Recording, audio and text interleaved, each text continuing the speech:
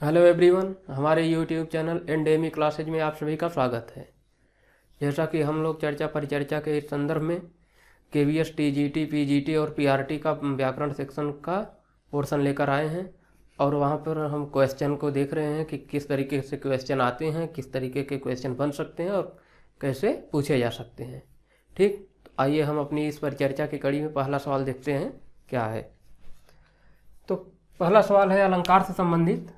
कह रहा है कि पानी परात को छूयो नहीं, नयनन के जल से पग धोइए। यानी कि पूछ रहा है कि इसमें कौन सा अलंकार है। तो अलंकार पूछा जा रहा है।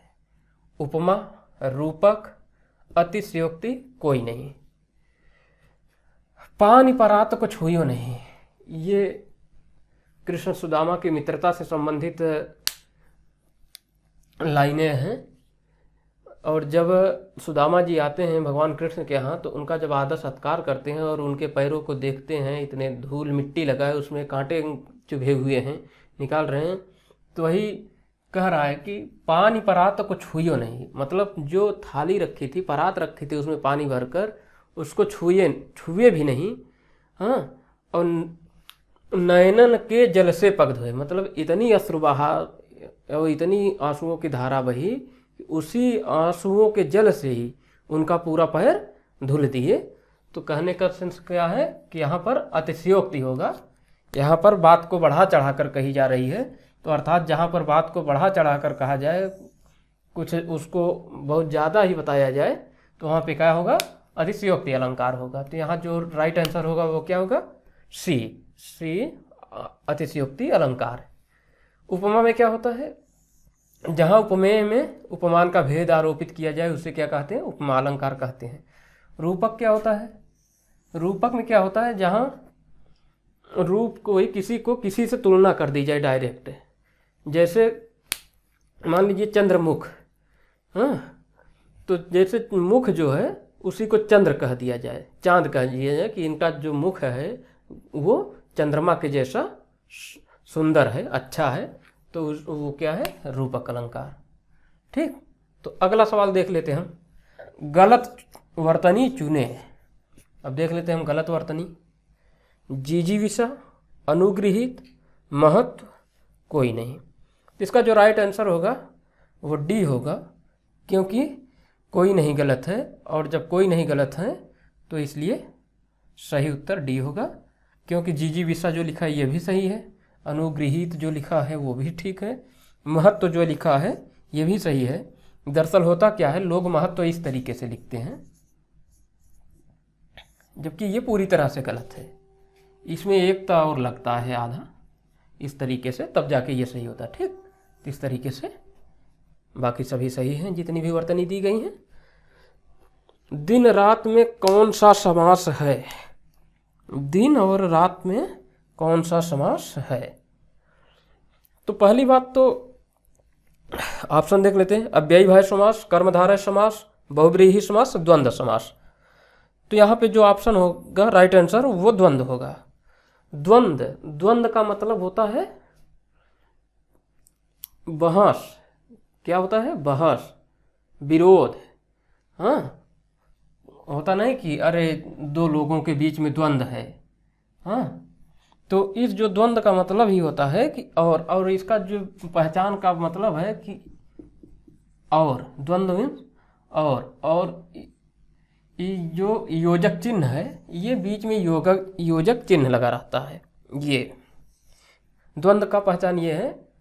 और द्वंद्व में जो होता है, द्वंद्व में दोनों पद प्रधान होते हैं, उत्तर पद दोनों पद प्रधान, दोनों पद प्रधान, अर्थात उत्तर पद भी और पूर्व पद भी, उत्तर पद भी और पूर्व पद भी। जैसे दिन और यहाँ रात, दिन और रात दोनों प्रधान हैं। ठीक, अव्ययी भाव में क्या होता है, अव्ययी भाव में पूर्व पद प्रधान होता है, पूर्व पद प्रधान होता है। ठीक, अव्ययी भाव में पूर्व पद प्रधान होता है, और ये हमेशा क्या होता है, नपुंसक लिंग में होता है, नपुंसक लिंग एक वचन, नपुंसकलिंग एक वचन में होता है, एक वचन में।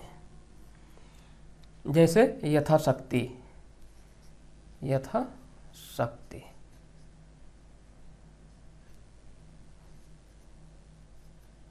यथाशक्ति, यथा समय। कर्मधारय में क्या होता है? कर्मधारय में, तो कर्मधारय में होता क्या है, यहाँ पर विशेषण और विशेष्य होते हैं, विशेषण और विशेष्य होते हैं।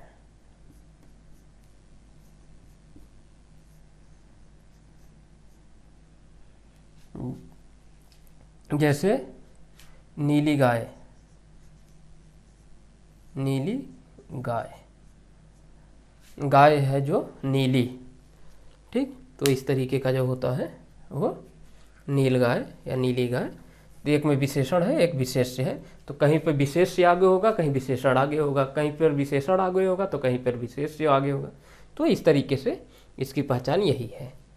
नेक्स्ट देख लेते हैं, महात्मा का संधि विच्छेद क्या है?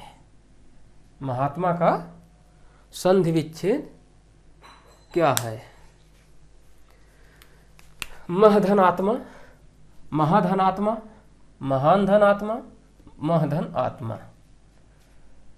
तो महात्मा का जो संधि विच्छेद होगा ये महाधनात्मा होगा। महाधनात्मा क्यों होगा? क्योंकि यहाँ भी आ का बोध हो रहा है, यहाँ भी आ का बोध हो रहा है। और हम आप जानते हैं कि आ धन आ बराबर आ ही होता है। तो ये हुआ क्या? दीर्घ संधि हुई।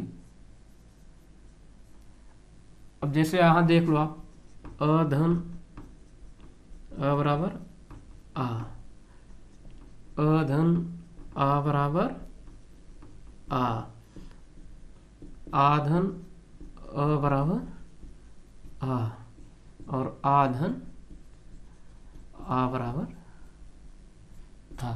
यानी कोई कंडीशन आएगी वो आ ही होगा लास्ट में जाके यहाँ पर, इस तरीके से। तो ये क्या होगा? वृद्ध संधि, ठीक। तो इसलिए जो इसका राइट आंसर होगा वो क्या होगा? बी। अब यहाँ पूछा जा रहा है अगले क्वेश्चन में, व्यापारिक, व्यावहारिक, व्यावसायिक में कौन सा प्रत्यय है? प्रत्यय। तो सबसे पहले हम ये जान लेते हैं प्रत्यय क्या होते हैं। सबसे पहले हम जान लेते हैं प्रत्यय क्या होते हैं।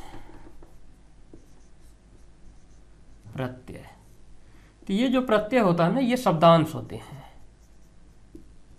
शब्दांश क्या होते हैं? शब्दांश।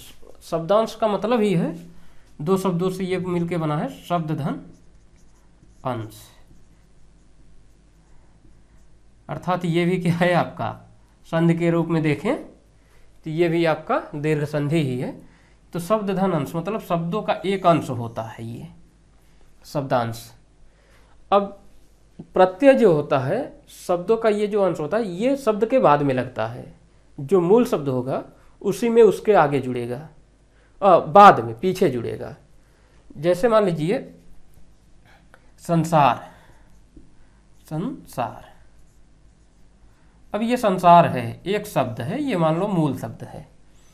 अब इसमें एक प्रत्यय जोड़ दें हम, तो अब इसको बनाना हो तो क्या हो जाएगा? सांसारिक। अर्थात ये जो हम प्रत्यय जोड़े, इसको कहाँ पर जोड़े? ये भी क्या है? एक शब्द का अंश है, और ये हम जोड़े कहाँ? पीछे, बाद में। तो इस तरीके से यहाँ पूछा जा रहा है कि व्यापारिक, व्यवहारिक, व्यवसायिक में कौन सा प्रत्यय है?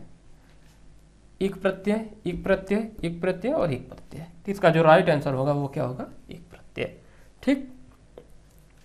नेक्स्ट क्वेश्चन देख लेते हैं हम। बस, वस, बस क्रमशः प्रयुक्त हुए हैं। पहला बस जो है, इसके बारे में कहा जा रहा है कि सवारी या परिवहन के अर्थ में। दूसरा कहा जा रहा है वश, अधीनता के वश में या अर्थ में। तीसरा बस जो कहा जा रहा है पर्याप्त या काफ़ी के अर्थ में। चौथा सभी। तो अर्थात कहने का मतलब ये है कि एक बस तो हम लोग जानते हैं जिससे यात्रा करते हैं, वो कैसी बस है? वो परिवहन की बस है। हाँ, हम बस से कहाँ जा रहे हैं? लखनऊ जा रहे हैं, हम बस से कानपुर जा रहे हैं। तो ये तो ठीक है भाई कि एक बस तो हो गया सवारी और परिवहन के अर्थ में। दूसरा बस अधीनता के अर्थ में, अर्थात जैसे कहा जाए किसी माँ से कि आपका बेटा आपके वश में नहीं है, यानी कि वो आपकी बात नहीं मान रहा है, या फिर कहा जाए कि आपकी बहू आपके बेटे के वश में हो गई है, या आपका बेटा आपके बहू के वश में हो गई है। तो इस तरीके से ये क्या होगा? अधीनता के अर्थ में हो जाएगा वश। तीसरा है बस पर्याप्त या काफ़ी। जैसे मान लीजिए कि आप खाना खा रहे हैं और आपका खाना पूरा है, लेकिन फिर भी आपकी माँ जी ला के दे रहे हैं कि नहीं और खाना ले लो। अरे आप कहें अरे अब बस भी करो, बहुत हो गया, अर्थात बहुत है, अपना लाओ, अब बस करो। तो ये जो प्रयोग हुआ है, ये जो ऑप्शन होगा आपका राइट आंसर होगा वो डी होगा, अर्थात सभी सही हैं। ठीक, इस तरीके से हम अगला क्वेश्चन देखते हैं। आइए हम नेक्स्ट क्वेश्चन देखते हैं। हमारा अगला क्वेश्चन क्या है? सहित, सपरिवार, सविनय, सचित्र में उपसर्ग जुड़ा है। यानी पूछ रहा है ये जो सहित है, सपरिवार है, सविनय है, सचित्र है, इनमें कौन सा उपसर्ग लगा हुआ है? तो स ताल मूर्धन्य से और तालव्य से। ठीक, इसमें जो राइट आंसर होगा ये होगा आपका स। जैसे एक तरफ हित है तो हित में क्या जुड़ गया? स। दंती स जुड़ गया तो क्या हो गया? सहित। परिवार में दंती स जुड़ गया तो क्या बन गया? परिवार। विनय में दंती स जुड़ गया तो क्या हुआ? सविनय, विनय सहित। चित्र में स जुड़ गया तो क्या हो गया? सचित्र, मतलब चित्र सहित। अगला देखते हैं क्या है? उपसर्ग और प्रत्यय होते हैं। ठीक, तो यहाँ पूछा जा रहा है कि उपसर्ग और प्रत्यय क्या होते हैं। पहला ऑप्शन है शब्दांश, दूसरा है उपसर्ग शब्द के आगे जुड़ता है, नेक्स्ट ऑप्शन है प्रत्यय शब्द के पीछे जुड़ता है। सभी सही है, आगे जुड़ता है, पीछे जुड़ता है, शब्दांश, सभी सही। तो अभी हम पिछले ही क्वेश्चन में आपसे चर्चा किए थे और वहाँ पर बताए कि उपसर्ग और प्रत्यय क्या होते हैं? ये शब्दांश होते हैं, शब्दों का एक अंश होता है, एक भाग होता है, एक हिस्सा होता है जो प्रत्यय में बाद में जुड़ता है शब्द के, और उपसर्ग में शब्द के पहले जुड़ता है। ठीक, जैसे यहाँ स उपसर्ग कहाँ जुड़ा है? हित। हित एक शब्द है तो इसके पहले क्या जुड़ गया? उपसर्ग, सहित। परिवार के पहले जुड़ गया स, क्या हुआ? तो ये उपसर्ग हो गया। ठीक, तो उसी तरीके से जैसे अभी हम आपको कुछ हल कराए थे, व्यावसायिक, व्यावसायिक। ठीक, तो यहाँ पर बाद में जुड़ा है इक प्रत्यय, तो यानी यहाँ जो होगा वो क्या होगा? वो प्रत्यय जुड़ा है इसमें, इस शब्द में। ठीक, तो इसलिए जो इसका राइट आंसर होगा ये क्या होगा? डी होगा, अर्थात सभी सही होगा। अब फिर इसी से संबंधित सवाल पूछ लिया गया कि वे से बने उपसर्ग हैं बेधुली, बेघर, बेईमान, सभी। तो इसका जो राइट आंसर होगा क्या होगा? सभी, अर्थात धूली। धुली मतलब धुली हुई चीज, कोई भी, जैसे सब्जी धुली हुई है कि नहीं धुली है, तो यहाँ क्या? बेधुली मतलब बिना धुली हुई। ठीक, घर, रहने का आवास, बेघर मतलब जिसके पास घर ना हो। ठीक, बेईमान, ईमान, ईमान का मतलब होता है ईमानदार, कर्तव्यनिष्ठ। बेईमान का मतलब दगाबाज, ये कह सकते हो आप। तो इस तरीके से जो इसका राइट आंसर होगा क्या होगा? सभी, डी। अब यहाँ नेक्स्ट सवाल देख लेते हैं। महान आदमी, महान आदमी में कौन सा विशेषण है? ठीक, तो सबसे पहले हम विशेषण समझ लेते हैं क्या है, फिर उसके बाद आते हैं यहाँ पे। तो विशेषण क्या होता है? संज्ञा या सर्वनाम की विशेषता।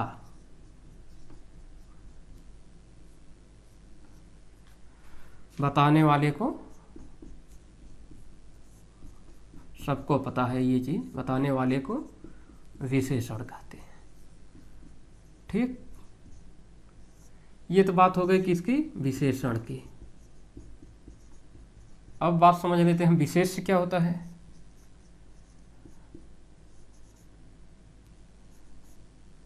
विशेष्य, तो विशेष्य क्या होता है, विशेषण जिसकी विशेषता बताता है। विशेषण जिसकी विशेषता बताता है, जिसकी विशेषता बताता है, जिसकी विशेषता बताता है।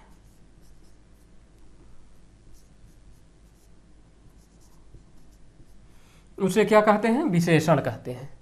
तो अब आपको पता है कि विशेषण किसकी विशेषता बताता है, तो संज्ञा हो सर्वनाम की, अर्थात विशेष्य क्या होगा, या तो संज्ञा होगा या सर्वनाम होगा। तो यहाँ पूछ रहा है सवाल में आपसे कि महान आदमी में कौन सा विशेषण है। तो ये आदमी कैसा है, ये जो आदमी है ये कैसा है, तो महान है। महान क्या हुई, उसकी विशेषता हुई। तो ठीक है, तो यहाँ पर और विशेषता में भी कैसी विशेषता हुई, ये उसका गुण है, एक क्वालिटी है। जैसे वह ईमानदार है, वह चोर है, वह अच्छा है, वह बुरा है, ये सब क्या है, ये उसके गुण है, क्वालिटी है उसकी।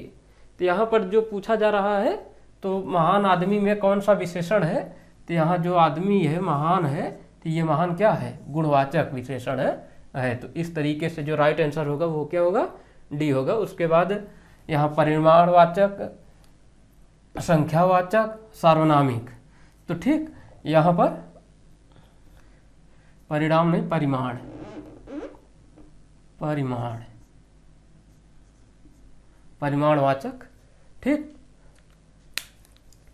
तो इस तरीके से विशेषण के प्रकार कितने अगर आपसे पूछ लिया जाए तो कितने होते हैं, तो विशेषण के मुख्यतः 4 भेद होते हैं, और इन चारों के भी उपभेद होते हैं, तो वो बातें आगे होंगी।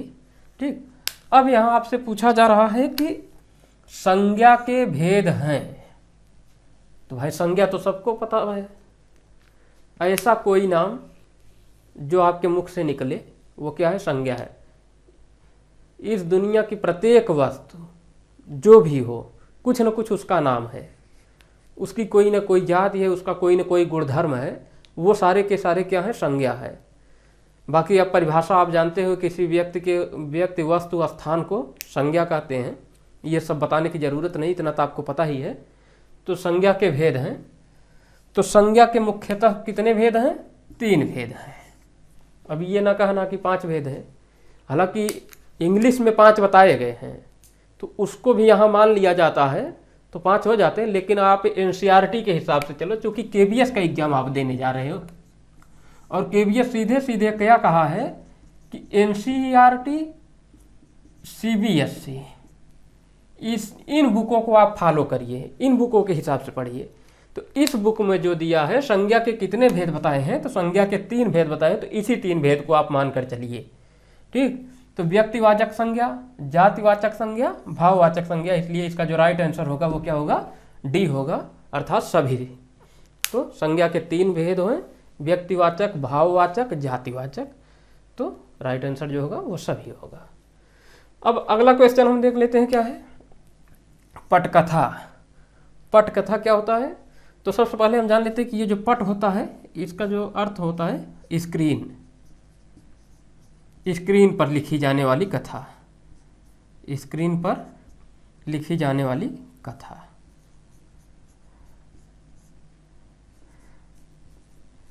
ये वाली कहानी या कथा जो भी, जो पीजीटी का फॉर्म भरा होगा उसके सिलेबस में मेंशन है एक रजनी, रजनी धारावाहिक पटकथा है, कहानी है एक, क्या है, धारावाहिक। और ये पटकथा लिखी कौन है, मन्नू भंडारी, मन्नू भंडारी। और ये रजनी जो है ये उसकी क्या है, प्रमुख पात्र है, प्रमुख पात्र है। जो यहाँ पे विषय उठाया गया है ये क्या है, जो इसमें विषय उठाया गया है ये विषय है अवैध कोचिंग संचालन जो है अवैध कोचिंगों के खिलाफ है, अवैध कोचिंग संचालकों के खिलाफ है, अध्यापकों के खिलाफ है। उसी के लिए जागरूकता का एक वो फैलाया गया है, अभियान चलाया है। और वो जो स्कैम चल रहा है, क्योंकि वही टीचर विद्यालय में भी पढ़ा रहा है, वहीं जाके कोचिंग भी करा रहा है, तो वो विद्यालय में जो बच्चे पढ़ने आ रहे हैं उनसे ज़बरदस्ती दबाव बना रहा है कि आप हमारे यहाँ कोचिंग कर लो, इनडायरेक्टली रूप से कर रहा है कि आप कोचिंग कर लो, नहीं तो फिर बाद में अंक घट जाएंगे, यानी इनडायरेक्टली वो प्रेशर कर रहा है। और बाद में होता क्या है कि जब लड़के को नंबर भी कम मिलता है, जबकि उसका इंटरनल में और उसके पहले भी जितनी परीक्षाएं हुई उसके 90+ नंबर आए हैं, लेकिन उसमें होता क्या है कि बोर्डिंग में उसके 70 या 75 नंबर ही आते हैं। तो इस बात को लेकर ये जो रजनी है ये पूरा एक आंदोलन चलाती है और उस स्कैम को ख़त्म करने में अपनी सक्रिय भूमिका निभाती हैं, उसी को लेकर है। तो अब यहाँ पर पटकथा, पटकथा समझ गए आप, फिल्म के लिए लिखी जाने वाली कहानी, यही राइट आंसर होगा। रेडियो नाटक लिखी जाने वाली कहानी नहीं होगी और ना तो दोनों होगा, ये तीनों ऑप्शन गलत हैं। तो जो पटकथा होता है ये स्क्रीन के लिए लिखी जाती है, अर्थात फिल्मों के लिए लिखी जाती है, धारावाहिक सीरियलों के लिए लिखी जाती है। और ये पटकथा जो यहाँ पर रजनी एक पटकथा है धारावाहिक सीरियल का, और इसकी लेखिका जो है वो मन्नू भंडारी हैं। ठीक, तो इस तरीके से आज हम लोग इतने क्वेश्चनों के देखे ग्रामर के विभिन्न विभिन्न पार्ट से और उसका पूरी व्याख्या किए। हम उम्मीद करते हैं कि आप लोग समझ रहे होंगे चीज़ों को और आपके काफ़ी मदद करेगी परीक्षा में। आप इसको दोहराते रहिए, देखते रहिए और ठीक है, आगे फिर हम आपसे मिलते हैं। तब तक के लिए धन्यवाद।